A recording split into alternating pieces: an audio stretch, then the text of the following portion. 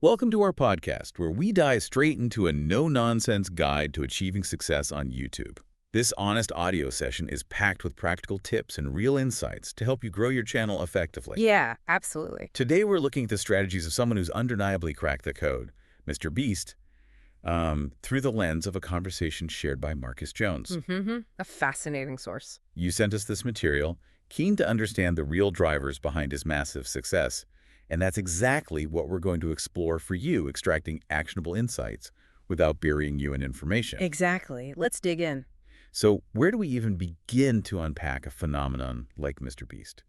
There's just so much there. Well, I think what immediately stands out is his early understanding that capturing attention is like the fundamental first step. Right. Even his initial videos, the ones that seemed purely philanthropic, they had this very strategic layer to them. Yeah, that story about offering a homeless person money starting at $5,000, then really pushing for $10,000. That wasn't just about being generous, was it?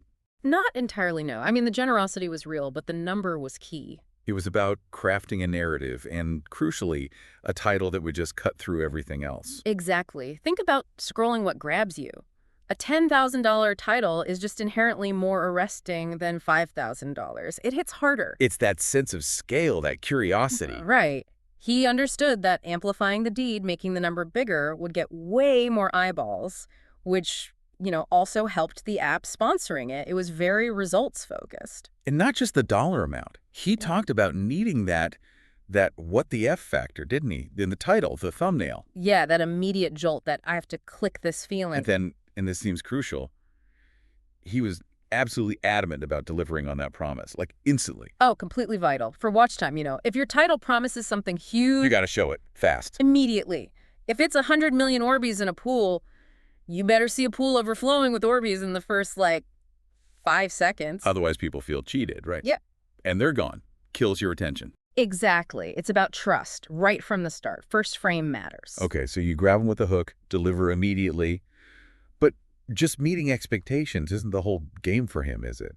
He talks about needing to exceed them. Precisely. Think about a video that really stuck with you. It probably wasn't just, okay, it offered something extra. A surprise, incredible scale, maybe real emotion. Something memorable. That's the level he aims for consistently. Exceeding expectations turns viewers into actual fans, people who talk about it, who come back. Okay, so that's the content itself.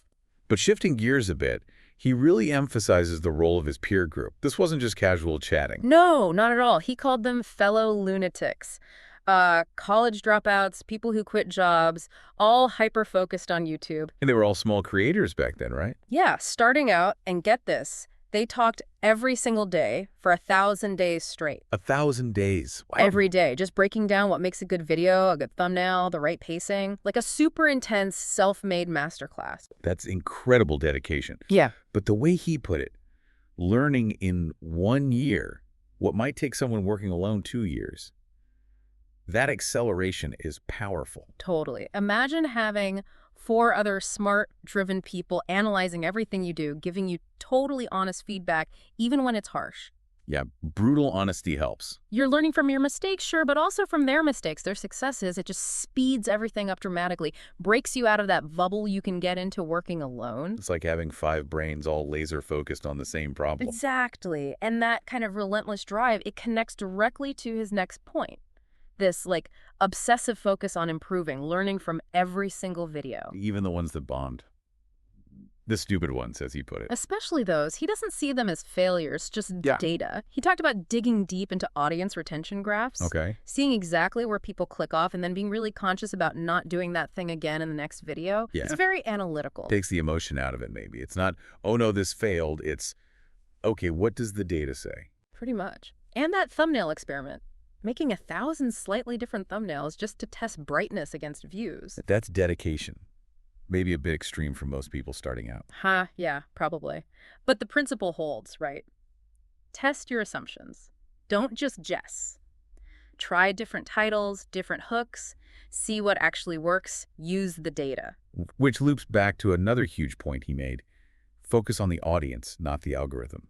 That feels like a trap a lot of creators fall into. Oh, big time. He completely flips it. It's not the algorithm didn't like my video, it's Yeah. the audience doesn't like my video. Okay. He sees the algorithm as just reflecting what people watch. It promotes stuff with good watch time, good engagement. So make stuff your audience wants to watch. That simplifies it, actually. The platform wants users to stay if your video keeps users watching. The algorithm will reward it. It's a logical consequence, not some mysterious force you have to appease. Makes sense. And that connection, it's not just data, it's also about effort, authenticity. He thinks viewers can tell. Yeah, he really believes people can sense if something was slapped together versus, a high-effort production. The difference between filming for a few hours and filming for days, setting up for months. Right. That level of commitment, he argues, builds trust. People start expecting quality from you. They're more willing to click next time, even if the topic isn't their absolute favorite. It's like building brand loyalty, but for a creator. Exactly. Consistent effort pays off in the long run. It conditions the audience. And speaking of the long run, he's clear. YouTube's success is usually a grind. Years of work. Yeah, a marathon, definitely not a sprint, which is why he stresses you gotta genuinely enjoy the process. To avoid burnout, right? Absolutely. He's been obsessed with YouTube since he was, 13? That kind of long-term dedication, it has to come from real passion. If it feels like a total chore, good luck sticking with it for years. Okay, and then there's the money side. Reinvesting basically everything back into the content. That seems bold. It is bold, but it's key to his growth. It creates this, powerful upward spiral. Well, you invest more, you make bigger videos. That attracts more viewers. More viewers mean more revenue. Then you take that money. And put it right back into making even bigger videos. Exactly. He mentioned spending pretty much every dollar earned 1 month on the next month's videos. It's just constant escalation, constant reinvestment in growth. Wow. Okay, let's talk thumbnails again. He calls them crucial, especially for mobile viewers. Absolutely critical. His logic is simple. If people don't click, they don't watch. Full stop. It's the doorway to the video. It really is. And he specifically highlights mobile screens. Think how small they are. If your thumbnail is super cluttered or has tiny text, It's just a blur. Illegible. right, useless. It needs to be clear, impactful, even when it's tiny. You gotta design with that small screen in mind. Good practical tip. And thinking bigger picture, beyond just English speakers. His move into dubbing, like Spanish videos getting huge views. What's the takeaway there for others? It just shows the massive scale of the non-English speaking audience online, like billions of people. Right. Easy to forget sometimes if you're just in an English bubble. By dubbing or even just adding good subtitles, you can tap into enormous new audiences. It's an investment, sure, but the potential growth, like his Spanish channel shows, can be absolutely massive. So if we boil it all down, the key metrics he really hammers home are click-through rate and retention. Yep, get the click, keep them watching. Those are the fundamentals. For someone starting out, what's the practical advice on improving those two? Okay, click-through rate. Compelling title that promises value, plus an eye-catching, clear thumbnail designed for mobile. Test variations. And retention. Retention. Dive into your analytics. Where are people leaving? Cut those boring bits. Tighten the pacing.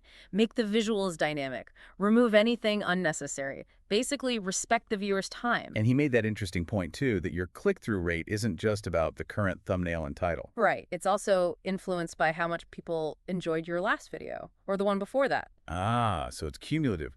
Good content builds trust that makes people more likely to click next time. Exactly. Every upload contributes to your overall reputation. Consistency matters.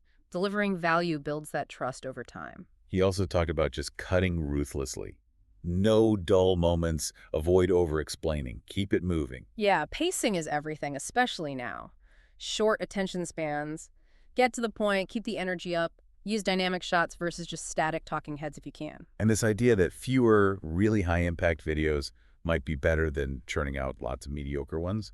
Quality over quantity. Definitely. It often takes more effort, more planning, maybe more money to make something truly high impact. But what defines high impact? Something that genuinely resonates, provides real value, entertainment, info, whatever, and is just well produced. It hits harder, gets more views, more shares, grows your audience faster than 10 okay videos might. Focus your energy. It's interesting, too, thinking about his early days, replying to every single comment. Yeah, that personal touch. Build such loyalty early on. Obviously not scalable when you're huge, but what's the equivalent now? Still engaging. Maybe not every comment, But reading them, responding selectively, highlighting comments, doing Q&As, having a community tab or Discord, show the audience they're seen and valued. It still matters. And finally, he warned against all the misinformation out there, right? These supposed YouTube Oh hacks. yeah, like upload at exactly 3:17 p.m. on a Tuesday for guaranteed views kind of stuff. Right. He's all about data, your data, what works for your audience. Forget the superstitions, look at your analytics, that's your real guide. He also had smaller tips, like having a payoff at the end to keep people watching. Rewarding the viewer for sticking around. And remembering, creators have diverse motivations, not just money, but helping family, employing friends, the sheer challenge of it. Absolutely. It's often more complex than just chasing views or cash. And underlying it all seems to be this coachable mindset, being open to learning, adapting. That's essential. The platform changes, audiences change. You have to be willing to experiment, see what works, and adjust.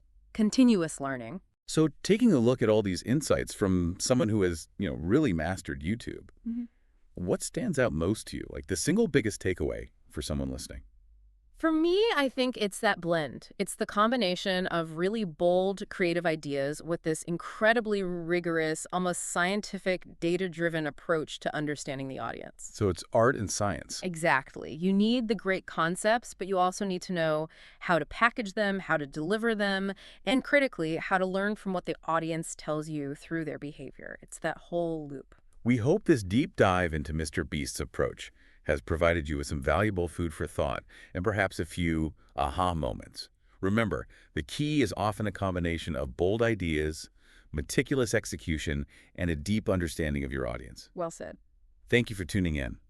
We'll see you soon with another straightforward and honest guide to help you on your journey.